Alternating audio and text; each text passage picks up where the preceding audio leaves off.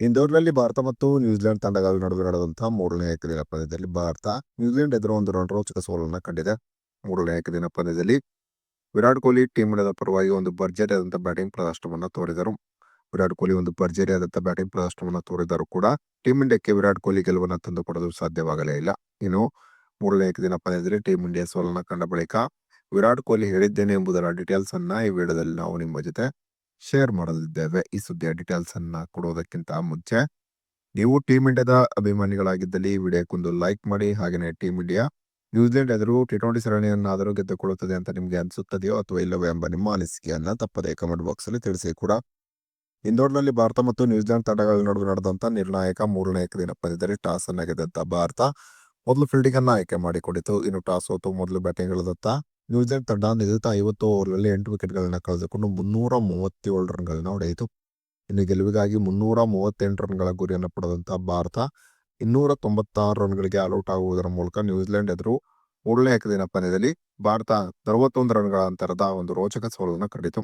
ಮೂರನೇ ಏಕದಿನ ಪಂದ್ಯದಲ್ಲಿ ಟೀಮ್ ಇಂಡಿಯಾದ ಪರವಾಗಿ ವಿರಾಟ್ ಕೊಹ್ಲಿ ನಿಜಕ್ಕೂ ಕೂಡ ಒಂದು ಅದ್ಭುತವಾದಂತಹ ಬ್ಯಾಟಿಂಗ್ ಪ್ರದರ್ಶನ ತೋರಿದರು. ವಿರಾಟ್ ಕೊಹ್ಲಿ ಕೇವಲ 108 ಎಸೆತದಲ್ಲಿ 124 ರನ್ ಅನ್ನು ಹೊಡೆದರು. ಇನ್ನು ವಿರಾಟ್ ಕೊಹ್ಲಿಗೆ ಹರ್ಷಿತ್ ರಾಣಾ ಮತ್ತು ನಿತೀಶ್ ರೆಡ್ಡಿ ಉತ್ತಮವಾದಂತಹ ಸಾಥನ್ನು ನೀಡಿದರು. ಟೀಮ್ ಇಂಡಿಯಾದ ಸ್ಟಾರ್ ಬ್ಯಾಟ್ಸ್ಮನ್ಗಳು ಈ ಪಂದ್ಯದಲ್ಲಿ ವಿರಾಟ್ ಕೊಹ್ಲಿಗೆ ಸ್ವಲ್ಪ ಸಾಥ್ ನೀಡಿದ್ದರೆ ವಿರಾಟ್ ಕೊಹ್ಲಿ ಖಂಡಿತವಾಗಿಯೂ ಮೂರನೇ ಏಕದಿನ ಪಂದ್ಯದಲ್ಲಿ ಟೀಮ್ ಇಂಡಿಯಾಕ್ಕೆ ಒಂದು ರೋಚಕವಾದಂತಹ ಗೆಲುವನ್ನು ತಂದುಕೊಡುತ್ತಿದ್ದರು. ಆದರೆ ಟೀಮ್ ಇಂಡಿಯಾದ ಸ್ಟಾರ್ ಆಟಗಾರ ಆಗಿರುವಂತಹ ರೋಹಿತ್ ಶರ್ಮಾ, ಶುಭ್ಮನ್ ಗಿಲ್, ಶ್ರೇಯಸ್ ಅಯ್ಯರ್ ಮತ್ತು KL ರಾಹುಲ್ ಪ್ರಮುಖವಾಗಿದ್ದಂತಹ ಮೂರನೇ ಏಕದಿನ ಪಂದ್ಯದಲ್ಲಿ ಅಲ್ಪ ಮೊತ್ತಕ್ಕೆ ಔಟ್ ಆದರು. ಇನ್ನು ಮೂರನೇ ಏಕದಿನ ಪಂದ್ಯ ಮುಗಿದ ಬಳಿಕ ಪ್ರತಿಕ್ರಿಯೆ ನೀಡಿದಂತಹ ವಿರಾಟ್ ಕೊಹ್ಲಿ ನಿಜಕ್ಕೂ ಕೂಡ ಈ ಸೋಲು ತುಂಬಾನೇ ಬೇಸರವನ್ನು ತರಿಸಿದೆ. ಒಂದು ಹಂತದಲ್ಲಿ ನಾವು 71 ರನ್ಗಳಿಗೆ 4 ವಿಕೆಟ್ ಅನ್ನು ಕಳೆದುಕೊಂಡು ಸಾಕಷ್ಟಕ್ಕೆ ಸಿಲುಕಿದ್ದವು. ಈ ಹಂತದಲ್ಲಿ ನಿತೀಶ್ ರೆಡ್ಡಿ ಜೊತೆ ನಾನು ಒಂದು ಉತ್ತಮವಾದ ಜೊತೆ ಆಟವನ್ನು ಆಡಿದೆ. ಅನಂತರ ಹರ್ಷಿತ್ ರಾಣಾ ಕೂಡ ನನಗೆ ಉತ್ತಮವಾದಂತಹ ಸಾಥನ್ನು ನೀಡಿದ. ಹರ್ಷಿತ್ ರಾಣಾ ಮತ್ತು ನಾನು ಆಡುತ್ತಿದ್ದಾಗ ನಾವು ಗೆಲುವಿನ ದಡ ಸೇರಬಹುದೆಂಬ ನಿರೀಕ್ಷೆಯಲ್ಲಿ ನಾನಿದ್ದೆ. ಆದರೆ ಹರ್ಷಿತ್ ರಾಣಾ ಔಟ್ ಆದ ನಂತರ ನಮ್ಮ ಗೆಲುವಿನ ಕನಸು ದೂರವಾಗಿ ಹೋಯಿತು. ಗೆಲುವಿನ ಸನಿಹಕ್ಕೆ ಬಂದು ಈ ರೀತಿಯಾಗಿ ಸೋತಿದ್ದಕ್ಕೆ ತುಂಬಾನೇ ಬೇಸರವಿದೆ.